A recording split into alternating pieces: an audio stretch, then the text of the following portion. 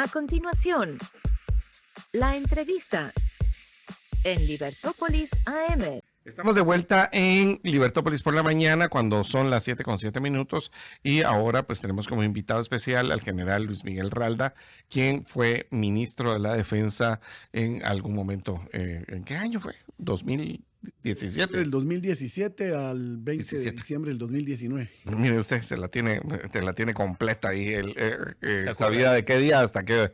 No sabemos si porque fue bueno o porque fue muy complicado, pero Nos contará. 2 años, 2 meses, 18 días, José Carlos. Eso se parece a como tengo algún amigo, decía el escritor del Quijote, ¿verdad? De cuyo pueblo no quiero recordarme, que se recordaba perfectamente cuántos años, meses, días y horas había estado casado. Bueno, general, muchas gracias por estar con nosotros.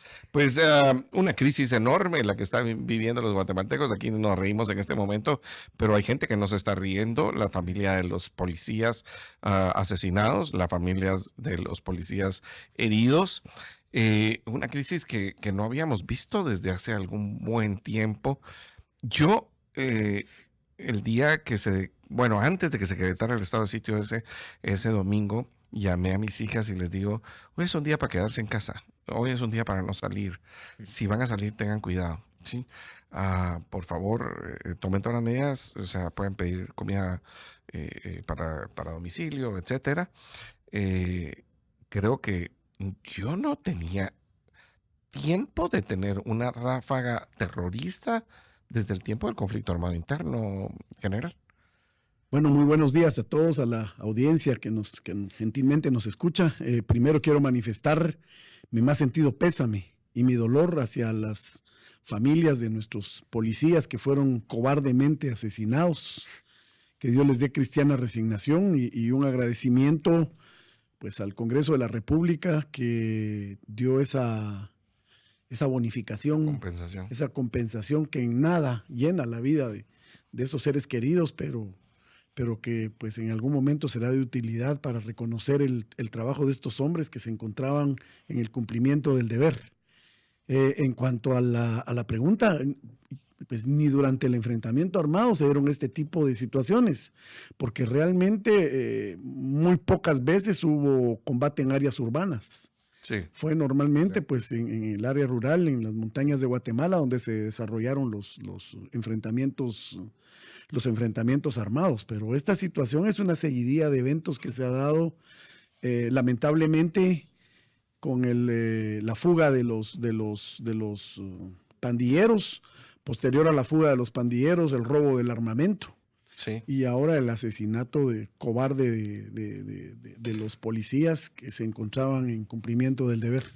Lamentable la situación que está viviendo Guatemala y a mí me causó una gran sorpresa que se suspendieran los servicios religiosos. La iglesia a la que yo asisto pues nos mandó un mensaje que se suspendía la misa el domingo a las 18 horas y no solamente ahí, sino en todas las iglesias de la arquidiócesis. Entonces eso no había pasado en el conflicto armado interno. No, ni durante la pandemia, solo cuando hubo un encierro total, pero después íbamos con mascarilla a los servicios religiosos sin ningún problema, guardando el distanciamiento que se impuso por el tema de la pandemia.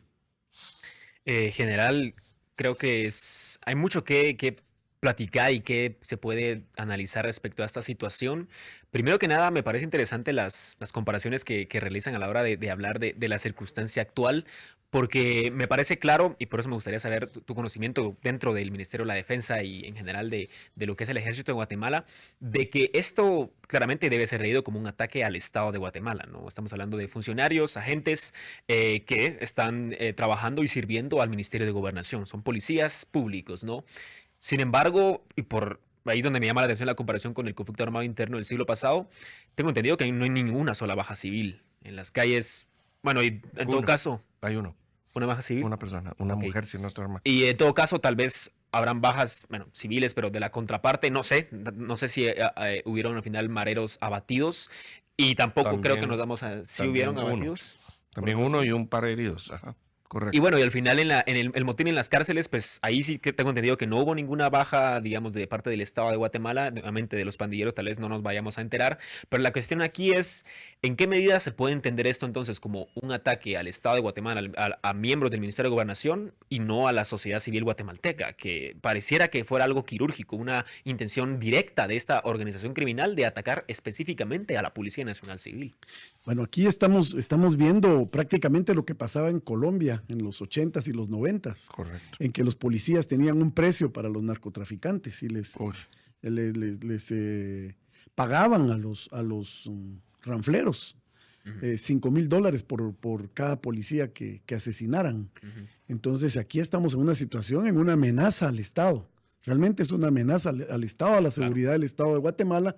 Y es preocupante escuchar declaraciones de gente como alguien que simpatiza mucho con el partido de gobierno, que fue superintendente de la administración tributaria, en una entrevista que le hicieron en un podcast, en donde él asegura que el exministro de Gobernación había pactado la fuga de los mareros a cambio de que no estuvieran atentando contra la seguridad en la ciudad. Eso es algo muy penoso y que merece sí. una investigación profunda, porque que una persona que ostentó este cargo y que lo diga abiertamente en un medio de comunicación, pues que diga que el exministro de Gobernación, que por cierto anda prófugo, haya pactado con los pandilleros su salida conjuntamente con altos mandos tanto de la policía como del Ministerio de Gobernación, pues ¿de qué estamos hablando? Es una situación bien compleja entender este tema. Claro, que en todo caso sí dio resultados. Si tal pacto se dio, tengo entendido que septiembre del año pasado es el mes que menos violencia se dio en las calles de Guatemala, pero creo que en décadas. Y bueno, primero eso. Segundo, ¿qué tan raro sería entonces si fuese así, que son acusaciones muy fuertes, pero que haya diálogo entre las fuerzas del Estado de Guatemala y las organizaciones criminales? Sería algo totalmente raro, o tal vez para el rango de un ministro de Gobernación, pero al interno de la burocracia del Ministerio de Gobernación, por ejemplo, o el sistema penitenciario, ¿hubiese diálogo con los criminales? ¿Es algo, digamos, inédito, algo inaudito que no ha ocurrido nunca, o puede sospecharse que sí se dé? Pues de acuerdo a lo que él está declarando y que dice que tiene las pruebas que demuestran eso, es penoso, es realmente vergonzoso. Eso no se había dado, o al menos yo no conocí en algún momento que se haya llegado a una negociación o a tener pláticas, porque por principio el Estado no negocia con terroristas. Entonces, no se puede tener un diálogo con este tipo de gente. A ellos hay que atacarlos frontalmente y reducirlos al orden, porque para eso están las fuerzas de seguridad y para eso se organiza el Estado. Tenemos una serie de situaciones en general. Una de ellas es que obviamente, pues, aunque los ataques son específicos y sí, hay una persona civil muerta en medio de la calle, uno no puede entender lo que está sucediendo. O sea, te afecta, o sea, le causa terror a la población, ¿no? O sea, no es, sí, como, lo voy a decir así, como son policías y también son burócratas y algunos de ellos posiblemente hasta están fuera de la ley porque han pedido mordidas. Entonces, ¿qué importan? O sea, lo voy a decir de esta manera para querer llegar a otro punto. Para mí sí son importantes, ¿no? Pero alguien podría decir, no, esto es focalizado. Y como es focalizado, no importa. Causa terror a la población, causa un daño psicológico, además de que se toman medidas que al final nos afectan a todos. Pero yo te quisiera preguntar, o sea, porque estos son grupos criminales, terroristas, que para estar en la cárcel y los otros que están ahí están cometiendo delitos todos los días. Entonces, ¿cómo hacemos para combatir a las maras? ¿Cómo hacemos para combatir a estos terroristas? Yo veo que aún encarcelados tienen muchos privilegios. Veo la cárcel, esta Renovación 1, y la comparo con la cárcel Poporopo. Yo no sé si te acuerdas de la cárcel Poporopo, que fue aquella que, si no estoy mal, en tiempo de la UNE, se construyó en Fraijanes y estaba hecha de Europanel.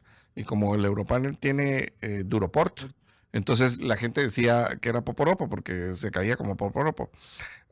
De hecho, pues hubo las autoridades de ese momento, el ministro de Gobernación y algunas otras personas fueron ligados a proceso por ese caso. El constructor fue ligado a proceso por ese caso. Ya falleció, por cierto. Pero estas estructuras, ¿cómo se combaten? Porque yo siento que estamos siendo muy suavecitos, sobre todo cuando ya están capturados. Ayer el descaro de estos 3 delincuentes terroristas capturados y les dijeron que si van a estar, sí, nosotros vamos al sector 11 de la zona 18. O sea, ya hasta ellos deciden a dónde. Como quien dice, ahí vamos con los cuates. Entonces no hay pena, ¿verdad? Una cosa lamentable, general. Bueno, el señor presidente, me recuerdo yo que en campaña ofreció una lucha frontal contra la delincuencia organizada. Y pues eso demuestra el poder que ellos han adquirido en las cárceles ante la falta de una reacción constante, permanente y seria por parte del Estado a estos grupos terroristas criminales. En cuanto a las vidas de los policías, cualquier vida de cualquier guatemalteco es importante. Y no digamos la de un policía que nos está prestando seguridad. Que nos está cuidando. Entonces debemos de dimensionarlo en lo que vale la vida de un policía que está al servicio de nosotros. Y bueno, en todas las entidades, en todas las profesiones hay gente buena y hay gente mala. Pero estos policías estaban en el cumplimiento del deber y fueron cobarde y brutalmente asesinados. Entonces no hay nada que justifique estos hechos. Estamos ante seres irracionales que deben de ser combatidos como tales. Lo que se necesita es seriedad, trabajo de inteligencia, voluntad política y liderazgo. Y hay estas 4 cosas. O sea, mencionaste 4 cosas: liderazgo, voluntad política, ya no me acuerdo cuáles las otras 2, pero inteligencia y una más. Yo veo que adolecen de las 4 que hablaste, no veo por ningún lado. Yo quisiera creer que con este estado de sitio, cuando se planteó el estado de sitio y cuando el Ejecutivo lo envía al Congreso, es porque ya se tiene la información certera de dónde están. Lo que corresponde ahora es ir, buscarlos y sacarlos de donde se encuentran y llevarlos a prisión, porque lo que esperamos ahorita con el estado de sitio son resultados. Sí. No podemos estar en una situación donde están restringidos nuestros derechos y que capturen a 5 o 6 y digan, bueno, ya están los 6 capturados, los que mataron a los policías, Guatemala vuelve a la vida normal, porque entonces estos hechos se van a volver a repetir. Yo creo que es el momento de tomar acciones. Ayer escuché yo al ex candidato del Partido Viva, sí, Armando Castillo, y él le sugiere al presidente que envíe a los delincuentes a El Salvador, que haga un convenio con El Salvador y que los mande al SECOT. Yo pienso que sería una buena decisión por parte del presidente, ya que en estos momentos no se cuenta con una cárcel de máxima seguridad, porque lo que dicen que es cárcel de máxima seguridad aquí, pues es un área de solaz y esparcimiento para estos delincuentes. Y entonces al aislarlos y sacarlos de Guatemala y tenerlos en un lugar donde en realidad sí van a cumplir una condena, pues eso va a ir primero desconectando los vínculos que existen entre estos terroristas y sus líderes, y segundo, sentando precedentes. Pero si van a ir al preventivo, ya saben a qué sector van y que ahí son bienvenidos, pues yo creo que no vamos a tener este estado de sitio, va a ser un rotundo fracaso. Yo creo que ese es el otro tema. ¿Qué esperamos? Y te voy a hacer esta pregunta, o sea, creo que en 2 fases. ¿Cuál debería ser el resultado? ¿Cuál debería ser el resultado después de estos 30 días en las cárceles? El resultado debe ser una respuesta contundente por parte del Estado, demostrando que se implementó un estado de sitio y que se capturó a los principales líderes, a los responsables de los asesinatos de nuestros policías, y que estos fueron llevados a un lugar donde van a estar completamente aislados, purgando las penas por los delitos que cometieron, y no van a ir de vacaciones a un centro donde son bienvenidos y recibidos por sus demás compañeros, y que dentro de 2 o 3 meses andan en la calle porque no... Que no se presentaron las suficientes pruebas. Exactamente. O que el juez no los ligó a proceso, etcétera. Yo creo que ese tema es muy importante. Tú hablaste ahorita de esto. Vamos a ir al corte después de este comentario para regresar con más detalles de lo que debería de pasar. Porque son solo 30 días. Son solo 30 días. Pero dijiste en completo aislamiento. Es que yo no entiendo. De veras, general, y a nuestra audiencia, No entiendo por qué en este país los terroristas, estas personas que están condenadas a cientos de años, porque no son un par de años, siguen en contacto con la población. Es que no deberían de tener contacto ni con sus familiares, casi que de ningún tipo. Lo dije, o sea, los deben de sacar media hora, así como tienen al Chapo en los Estados Unidos, media hora al sol, a caminar un poco. Ya veo a este individuo, ni siquiera caminar podía. Él se cae de rodillas, no es que lo pusieron de rodillas, se cae de rodillas porque ya no aguantaba el peso. Esa es la realidad. No entiendo cómo siguen teniendo contacto con el resto de la población. Deben ser aislados completamente. Vamos al corte, regresamos.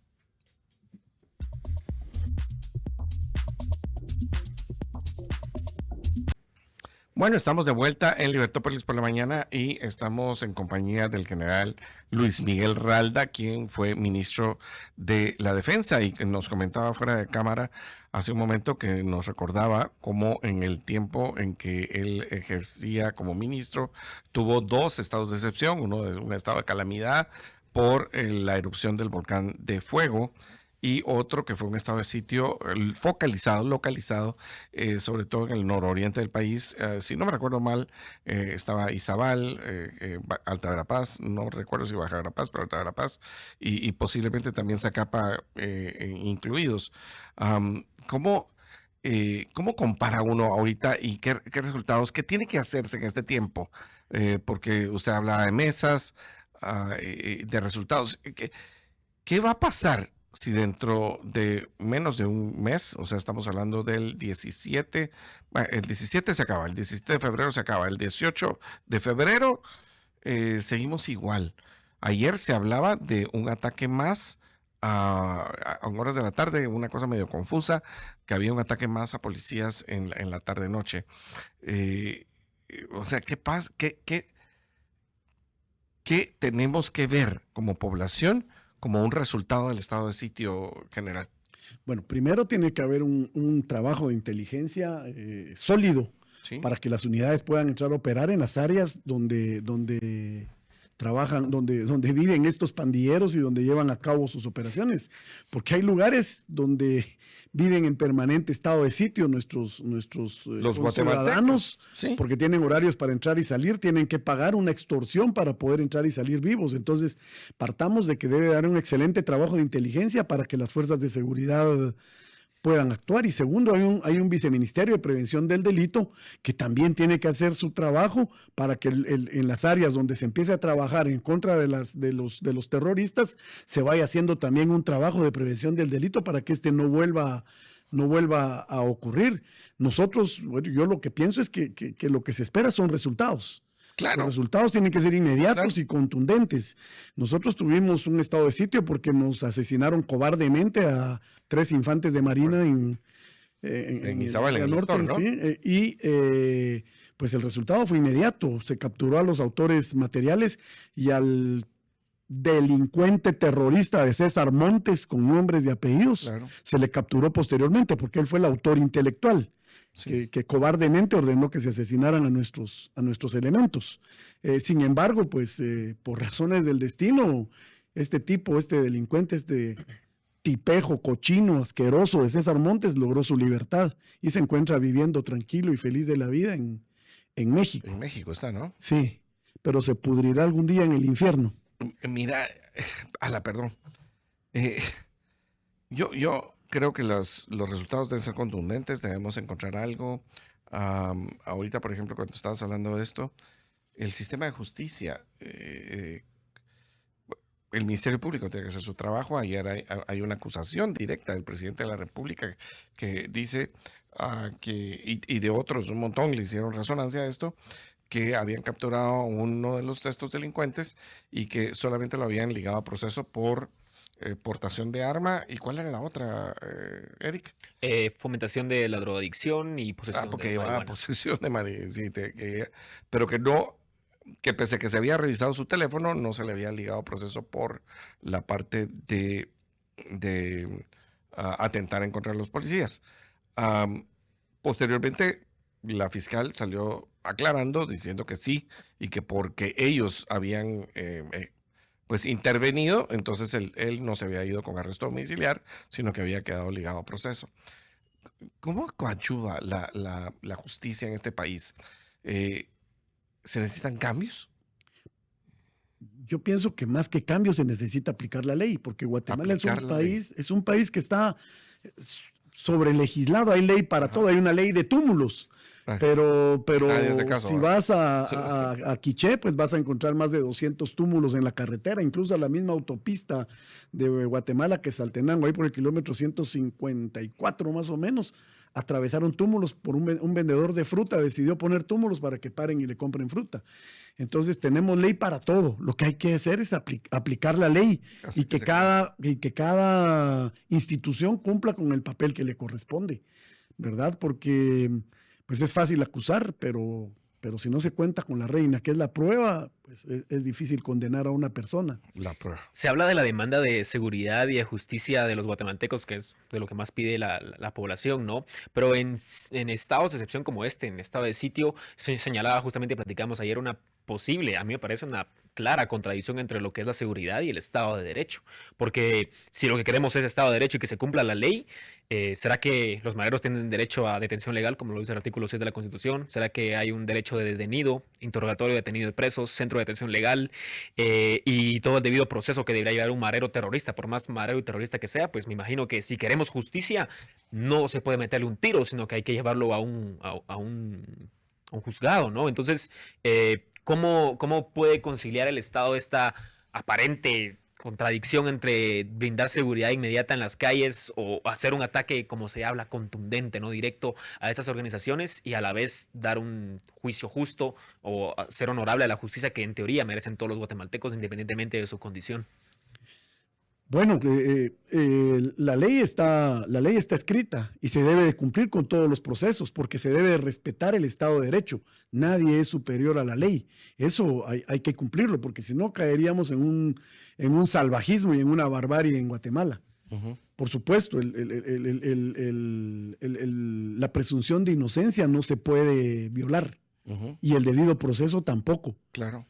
Pero se deben de aportar las pruebas contundentes para demostrar que esta persona es un terrorista, que es dañino a la sociedad y que el castigo sea ejemplar. Ahí es donde debe de radicar la fortaleza del Estado.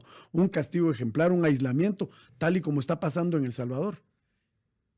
Es que Así como está Bueno, pasando el ejemplo de en El Salvador es Salvador. interesante porque se ha hablado, por ejemplo, de enviar a El Lobo a El Salvador, ¿no? Y que El Salvador sí suple esta demanda de seguridad de sus ciudadanos. Sin embargo, yo creo que no hay que olvidar cuál fue el precio a pagar también para el Estado de El Salvador el poder instaurar lo que tienen hoy en día. Porque tienen que poco más de 3 años de estar en estado de sitio continuo, pero justamente los días antes, creo que una semana antes de que se instaurara el estado de sitio, hubieron varias decenas de policías abatidos. O sea, la sangre que le costó al Estado de El Salvador llegar al punto del estado de sitio, creo que fueron decenas y decenas. Tenemos hoy, 80 muertos en un día, si no me recuerdo mal. o sea, una Pero masacre.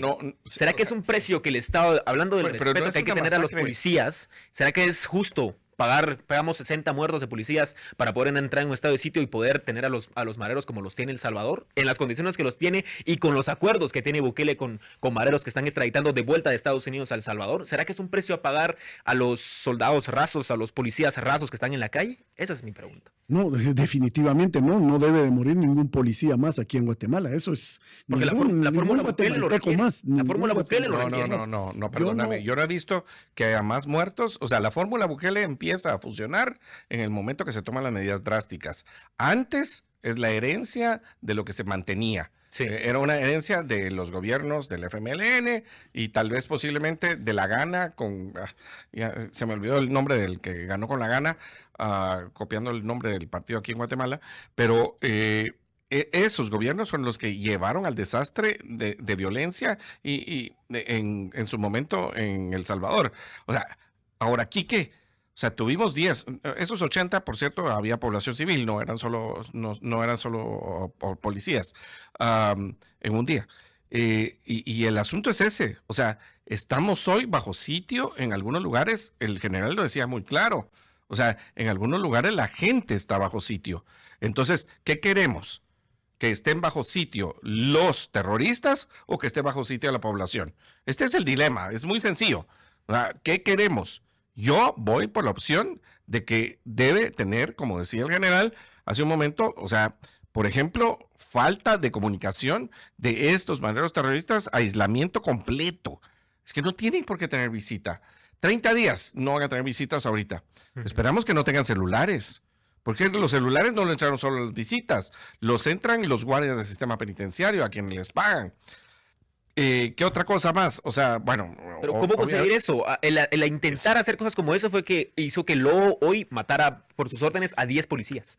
Sí, ahí estoy de acuerdo contigo, pero es que si lo aislas, o sea, deja de haber esa cadena de mando, deja de haber esa comunicación, lo tenés que aislar, pero no solo a él, sino a toda la estructura. O sea, por eso es que en El Salvador tienen, pues, no sé cuántos hay presos ahorita, creo que 40,000 presos. O sea, aquí yo no estoy diciendo que haya 40,000, tiene que hayan los que se necesita que hayan. Aquí la cotización para hacer la cárcel de máxima seguridad estaban hablando de 1 millardo, o sea, de 1,000 millones de quetzales. El SECOT costó menos de 800,000, por el doble de la cantidad. Solo ahí empieza uno a sospechar que la cosa iba mal. General, perdón, pero tenía que decirlo. O sea, vivimos bajo estado de sitio. Los guatemaltecos no queremos vivir bajo ese estado de sitio, necesitamos seguridad.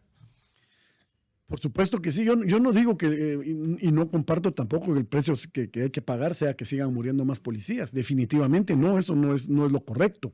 Yo lo que digo es que el Estado tiene la obligación de brindarle seguridad al ciudadano común y corriente, a que el guatemalteco honrado, que es la mayoría de guatemaltecos, ese guatemalteco que se levanta a las 3, 4 de la mañana y sale rumbo a su trabajo, lo único que él quiere es ir a trabajar, regresar a su casa, encontrar sana y salva a su familia y poder tener acceso a una canasta básica digna para poder darle sustento a su familia. Y eso es el 99% de los guatemaltecos, así vivimos todos. Entonces, pero a grandes problemas, grandes soluciones. Si aquí, con este estado de sitio, no se logra entrarle con toda la fuerza del Estado a los pandilleros, pues no nos extrañemos que dentro de 1 o 2 meses tengan que implementar otro estado de sitio porque van a volver los actos delictivos. Esta gente ya no piensa, son irracionales y van a seguir atacando y van a tomar como una broma lo que está pasando ahorita si no se toman las medidas correctas y no se actúa con toda la fuerza del Estado para reprimir a estos terroristas. Bueno, pero siguiendo el ejemplo de nuestros vecinos, ¿será que la contundencia en un estado de sitio lleva a que se terminen los estados de sitio? Llevan 3 años en El Salvador con estado de sitio, brindando la supuesta seguridad que el Estado de El Salvador puede dar. Entonces, ¿será que un estado de sitio es suficiente para cortar el problema de raíz? ¿Será que con eso ya se acaba la criminalidad en todos los barrios que se conocen de Guatemala de décadas que están en degradación social de esa forma? No me parece una solución a largo plazo, la verdad. Bueno, El Salvador, un presidente que tiene un 90% más o menos de aceptación. Y cuando uno habla con los salvadoreños le dicen que viven felices, que viven en paz y en tranquilidad y que ahorita, pues yo creo que Salvador ya nos rebasó en turismo porque es uno de los países más visitados de Centroamérica. Y que no tiene, pues, en turismo la capacidad que tiene Guatemala, las bellezas turísticas que tiene Guatemala, pues es algo que realmente da envidia ver a los salvadoreños a medianoche caminando por las calles con total tranquilidad, visitar El Salvador, ver sus carreteras, ver la forma en que se ha llevado el desarrollo a través de un trabajo bien hecho y de un combate directo y frontal a la criminalidad, pues yo preferiría vivir así, sabiendo que voy a salir y regresar a mi casa con tranquilidad y no ser atacado por un grupo o por un terrorista que sin saber ni a quién va a atacar solamente por deporte o por hobby andan asesinando gente en la calle. Yo creo que ese tema es muy importante. O sea, cuando analizamos El Salvador, creo que no hay que generalizar todas las acciones que se han hecho en El Salvador. O sea, obviamente yo no quisiera, y lo digo también, no quiero vivir en un estado donde no se respeten las garantías individuales de las cuales el general ha enunciado. O sea, por ejemplo, yo no quiero vivir en un lugar donde no haya presunción de inocencia, y eso se está violando en El Salvador. Donde haya debido proceso, y eso se está violando en El Salvador. Donde haya derecho de defensa, que es parte del debido proceso, también se está violando. Y algunas otras cosas más, porque hasta medio te desaparecen del sistema. O sea, te capturan y no apareces, y de repente ya apareces al mes rapado, así con la... Casi. Sí. Pero sin el arete. Lo mío es natural, ¿va? Sí, lo mío es natural. Sin aretes, sí, pues destapado. Por tatuajes en la calle. O sea, aparte de lo que es jurídico y judicial, la vida de la gente en la calle. La arbitrariedad y la discrecionalidad en las capturas, porque también eso se ha conocido. Yo tengo contacto con algunos que están allá y dicen, hay arbitrariedades. O sea, yo denuncio a fulano y llegan por él, o me topo con un policía o un militar en la calle y se le ocurre que lo que sea, o le gustó a mi novia y te capturan. O sea, esas arbitrariedades están ocurriendo. Pero el control de la cárcel, y ahí es donde yo quiero rescatar, el control de la cárcel es ejemplar. La construcción de la cárcel es ejemplar. O sea, si no queremos rescatar todo porque está mal una parte, rescatemos lo bueno. Pero es que la cuestión es que no se puede rescatar solo lo bueno. O sea, no es posible Claro que un Estado implemente tal nivel de fuerza. No, sí podés hacerlo. Y especialmente un Estado que se parece al nuestro. Es El Salvador. No, se puede hacer una cárcel de máxima seguridad en poco tiempo y mantener el control.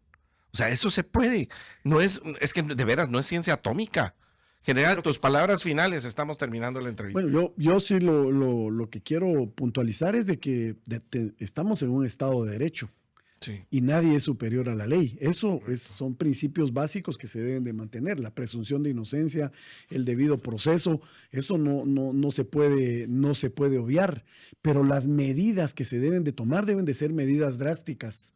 La forma de cómo viven estas personas en las prisiones, pues son centros recreativos para ellos, donde son premiados cuando llegan por haber cumplido con la tarea que les han dado desde el interior de la cárcel. Si no hay control en la cárcel, si ellos tienen computadoras, tienen televisores, tienen teléfonos, tienen todos los servicios adentro, pues desde ahí estamos mal, porque ¿qué quiere decir? Que las autoridades no están cumpliendo con su papel para evitar que ellos tengan todo este tipo de comodidades y delincan lleven sus delitos desde el interior de las cárceles, porque cómo coordinaron estos ataques tan simultáneos, tan bien hechos. Sí, pues, sí. Eso eso es algo que es una estructura militar. Es una estructura bien organizada y que tienen planes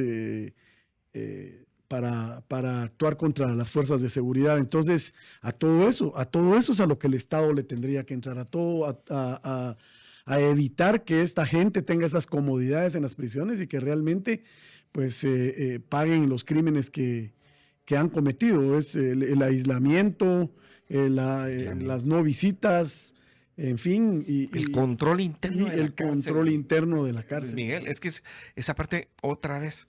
Aquí creamos aldeas cada vez que hacemos una prisión. O sea, aldea Renovación 1, aldea Fraijanes 2. ¿Y a qué me refiero con esto? O sea, las cárceles en Guatemala están diseñadas de tal manera que hay control perimetral, pero no hay control interno. O sea, solo cuando hay requisas entran los guardias adentro de donde están los reos. Adentro de los reos ellos se gobiernan. ¿Sí? Eso es inaudito. No puede seguir pasando. Y esas son las cosas que, o sea, yo no entiendo que nadie quiere entrarle a eso.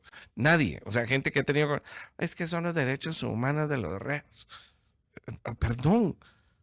El presidente Bukele lo dice clarísimo. O sea, aquí estamos hablando de que la gente perdió sus derechos porque cometió faltas en contra de los derechos del resto de la población. Eso dice Bukele, pero negocia con ellos también. No, eso no te consta. No me consta. Por supuesto que no, nadie me va a contar. Están presos. No, por eso. O sea, estás diciendo un dato que no te consta, porque al contrario, están presos. Pero bueno. General, Te agradecemos muchísimo por haber estado hoy. Sí, hay cosas en la vida en las que uno gana, en las que uno pierde. Hoy deseo que tu partido pierda, ¿viste? Pero ese es otro lío. Le va al Real Madrid. Sí, le va al Real Madrid. Algún defecto tenía que tener. Sí, un defecto tenía que tener. Muchísimas gracias por la invitación general. y a nuestros radioescuchas, Oye, pues muchas gracias por su paciencia y por escucharnos. Sí, muchas gracias. Gracias. Vamos.